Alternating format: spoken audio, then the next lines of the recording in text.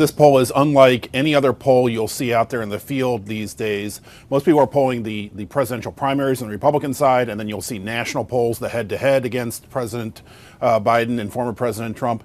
What our Battleground states poll looked at was the 7 swing states that are going to matter the most in the Electoral College next year. We polled all of them individually, and we polled them collectively. And when you poll them collectively, you can get a higher sample size. We had 5,023 respondents in this poll. That gets us down to a 1 percentage point margin of error. It's higher in each individual state. But what it shows is President Trump is leading in 5 of those 7 states. He's leading in Arizona, Georgia. He's leading in North Carolina, Pennsylvania, and Wisconsin. Nevada, President Biden is leading in, and it's a dead tie in Michigan. But across the states, former President Trump is leading by 4 percentage points, and that's outside the margin of error. So it's an encouraging poll for former President Trump. It's all about the economy, right? Stupid. Yeah. You're not stupid, but it is all about the economy. So that's what this poll indicated. And I think what's puzzling to me, Gregory, is that the economy is actually pretty good right now. You have unemployment at, a very low rate, under 4% right now. You have the number of companies, job openings, almost 2 jobs available for every person who's looking for a job. Retail sales, yes, we're not seeing the same safety net that Americans had during the pandemic. That's starting to dwindle away. But it sort of seems like, to me, a messaging error on the part of the White House. Look, what we have seen in public opinion going back some time is that there's always a lag between the economic indicators that we pay attention to, especially here at Bloomberg, and how that filters out to public opinion. And the best sort of research on this suggests that voters are kind of looking at the economy in the rearview mirror. They're looking back maybe 3 to 6 months. Okay. And it takes a while for good economic news to filter down to people.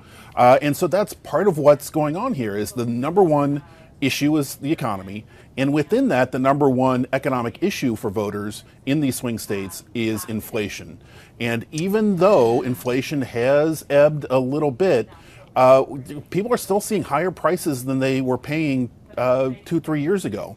The presidential inflation index, which Republicans like to point to, that's the cumulative inflation rate since President Biden took office, is something like 16% or more.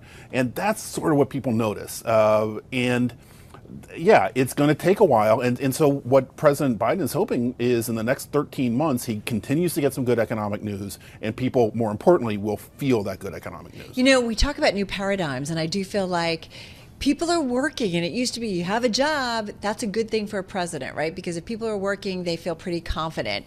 But it's like this new paradigm, okay, I've got a job, but man, I'm paying so much for everyone or for everything. And I do think about that, Gregory, that we're just voters out there. It's a little bit different in terms of, it's not just about having a job and being fully employed. It's a bigger picture.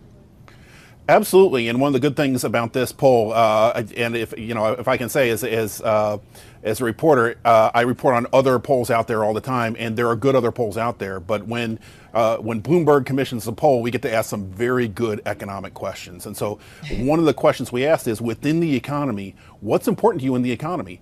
And in normal times, you would absolutely see that. You would see unemployment and good jobs being the top issues. In this poll, what we found, the top issue was inflation, and then taxes, and then good jobs and good wages. People, and what's interesting here is that wages aren't keeping up with inflation, but people don't blame the wages; they blame the inflation. That's clearly the number one issue for people. It's also interesting, given that so much stimulus actually happened under the Trump administration. So, certainly the Biden administration has spent a lot of money in the Inflation Reduction Act and certainly with stimulus as well. But it's also a bipartisan issue that, I guess is being blamed on the person in the White House, Gregory. Yeah, and that's the messaging problem that really any president has, is the presidents get a little bit of a honeymoon period where they're allowed to blame their predecessor for whatever woes they inherited. President Biden is now 2.5 years into his term, more so. He has to own this economy. We can have academic debates about whether the COVID-era spending that happened under former President Trump contributed to some of the inflation that we've seen. As I said, that's an academic debate. But there's only one president at a time, and there's only one guy that voters are going to blame, Right. regardless of the administration, and that's the guy who lives at 1600 Pennsylvania Avenue. Gregory, not to diss your poll or the Bloomberg poll, but Be careful, Carol. Fool me once on polling, shame on you. Fool me twice on polling, shame on me. Like, I just think about, remember all the polls ahead of the election of Donald 2016. Trump?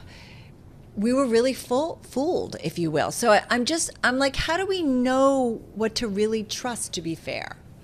Yeah, and look, And I got to tell you, there's- I've never been polled. Like, I'm like, who are you asking? Oh, and when you ask people whether they trust polls, that's the number one answer you'll hear back from people who don't trust polls is, well, they can't be accurate because nobody asked my opinion, right? Look, and not to get too deeply into the methodology, because we do care about the methodology, and if you can go on Bloomberg.com or the Bloomberg terminal and read to your heart's content about the methodology. We talked about the margin of error. It's a very low margin of error across these states. In each individual state, I should make the point that all of these 7 states are within the margin of error for those states. It's only collectively that we have a lower margin of error. But there are other sources of polling error, right? There's how you ask the question matters, who responds matters. And we have seen in the past few years this trend towards what we call shy Trump voters who are less likely to respond to pollsters. We try to compensate for that by overweighting those voters, trying to understand who they are, making sure that we have that the number of people we're polling match the number of people who voted for each candidate in the last election. And so, look, we're always fighting the last war on polling and trying to adapt. But absolutely, there's statistical error, there's methodological error, and let's not forget, there's temporal error in that we are 13 months out from this election. A lot can change between now and November 2024. Yeah, that's a really good point. And one of those things could be the legal woes that former President Trump is facing right now. What does the polling indicate about voters' thoughts on that? You know, we did not ask that question specifically. This is a very economically focused. But I'm sorry, poll, I meant but in general polling, not Yeah, outside well, of but this we did Bloomberg ask. poll. No, but what we did ask in this Bloomberg poll, and it's very interesting, we asked, what have you seen, read, or heard about the various candidates recently in the news? And then we asked an open-ended question, tell us what you heard. And we heard a lot when we asked about President Biden, we heard a lot about his age. But when we asked about President Trump, the open-ended response, just tell us what you know about this guy, what we're hearing from both Democrats and Republicans is his legal troubles, his court cases, his indictments. And we're hearing it from Democrats, obviously, who feel like it's disqualifying. We're also hearing it from Republicans who say, all I hear about in the news is about President Trump's legal problems. That's not the only issue out there, and I feel Right. like I'm being bombarded with it. But it's clearly penetrating.